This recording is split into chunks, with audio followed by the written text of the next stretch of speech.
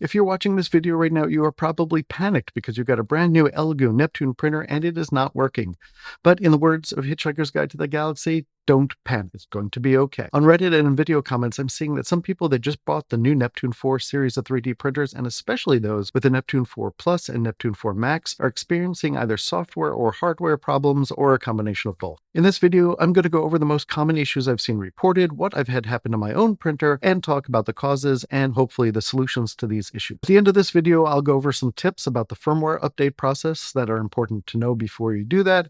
Check the description below for the chapter marker for that. Good news, so far I haven't seen anything that the support team hasn't been willing or able to fix, though there are some things that I think Elegoo is going to have to do to reduce some of these problems. I've talked to Elegoo's support and their media team about these problems, and they tell me over and over again that they're committed to supporting their products and resolving any problem. And some of these issues have already been fixed with firmware updates. I'll talk about the setup issues first, as it's a common issue with people setting up their printers for the first time, but there's some issues that were also caused by firmware and fixed with the firmware update, but these problems can cause a bigger problem. The biggest thing that I am seeing online is people who are trying to make their very first prints, and they're coming out as blobs or as filament dragged across the bed. If you're having a blob of filament wrapping around your printhead, this is the cause of that. Jump to the Blob of Death section, which you'll find in the chapters in the description, for some information on what to do once that has happened. So this problem with the filament turning into a blob or wrapping around your printhead is almost always caused by the Z-axis height being wrong. To be able to print, the print nozzle needs to be a very specific distance from the print bed. That's why they tell you to level it with a piece of paper. Like most printers, the Neptune 4 series doesn't do automatic Z-axis configuration. What does this mean? It means you have to manually set the space between the print head and the print bed in order to get prints right. Now there's auto calibration on these printers, but that still won't help you unless you do the Z-axis first, because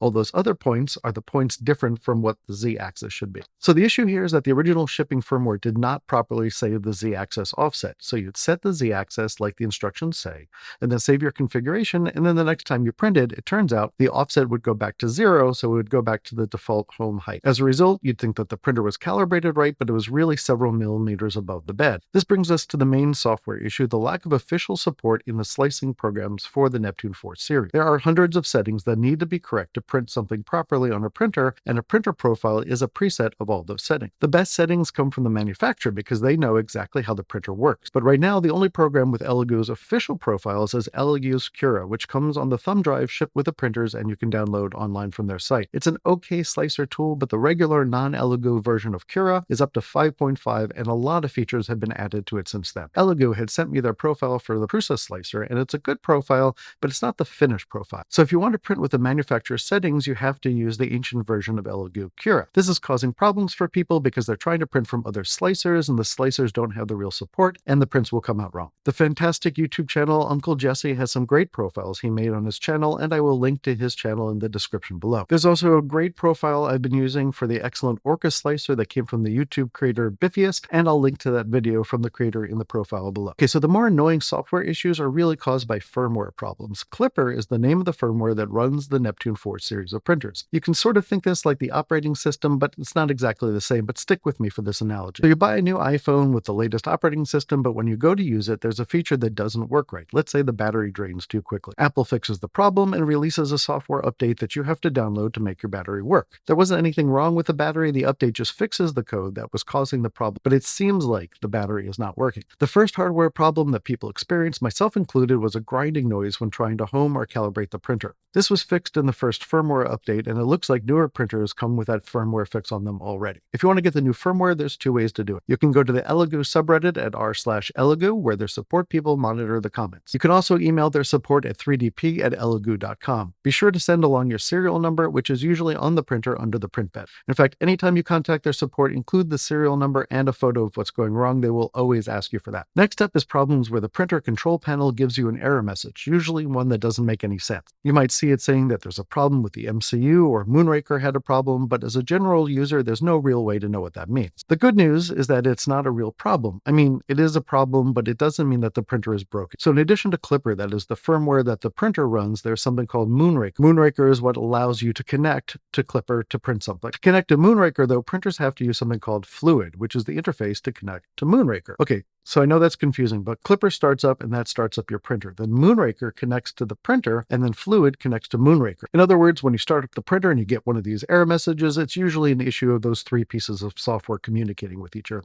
Firmware updates will fix these issues permanently. I've already seen a lot of them fixed with the first few firmware updates. So if you get an error message, pull the plug, wait a while, plug it back in, turn it on. If you get the error message again, repeat it until that works. The biggest problem I'm seeing users report with this is something people are calling the Blob of Death. Before long, the nation and then the world could fall before the blood-curdling threat of the blob. When this happens, a chunk of filament wraps around the print nozzle. When the blob cools, it becomes really hard to take it off. This happens occasionally on any printer, and usually just heating up the nozzle to a really high temperature makes the blob soft again and allows it just to be pulled off. The problem that this is causing, though, with the Neptune 4 printers is that the blob of filament can wrap around some of the very thin wires and can't be removed without breaking those wires. Typically, there's two white wires that are incredibly thin, and those are the thermistor wires, and that's what helps heat up the printhead. So if you damage those, you can't print. If your filament has wrapped around the wires, you're going to need a new printhead. In that case, you should email support@3dp@elegoo.com.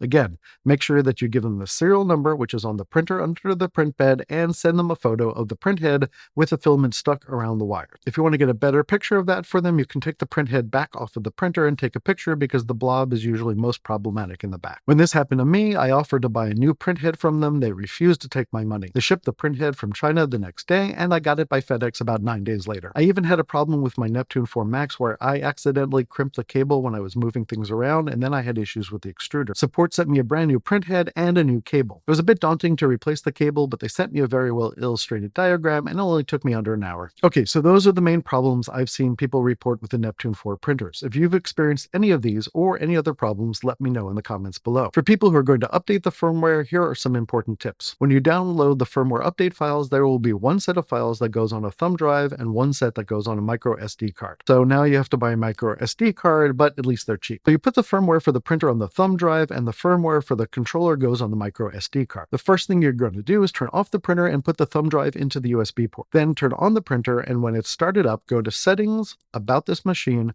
and then press the up arrow. This will start the firmware update process.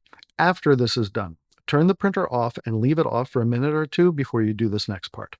Unscrew the screws on the bottom of the controller. There's a small micro SD card slot on the board there. Put the micro SD card into it and then start up the printer. You'll see a text-based message on the interface saying that it's updating, and then it will say update successed. Turn off the printer, give it another minute, take out the micro SD card, and restart. If you're doing the firmware updates and the problem you're trying to fix still exists, repeat the process, starting with a thumb drive back in the USB slot, and then do the micro SD card. I don't know why, but sometimes it takes 2 tries to get the firmware update working. At least you'll need to try a few times first before you contact support. Let me know if you bought the Neptune 4 printer and how it's working for you, or if you're thinking about buying one. This information is very helpful. If you bought the Neptune 4 Plus or the Neptune 4 Max, please leave me a comment below to let me know if you're having issues. I'm finding people reporting more problems with those, but I'm also finding many people saying that these are their first printers and they're a little bit more complicated to set up than a standard size printer. Again, these are the main problems I've been seeing people reporting with the Neptune 4 printers. If you've seen anything else, let me know and I'll pass it on to Elegoo. Those are my tips. As always, for Dave Tries This, I'm David Schloss. Thanks so much for giving this a try.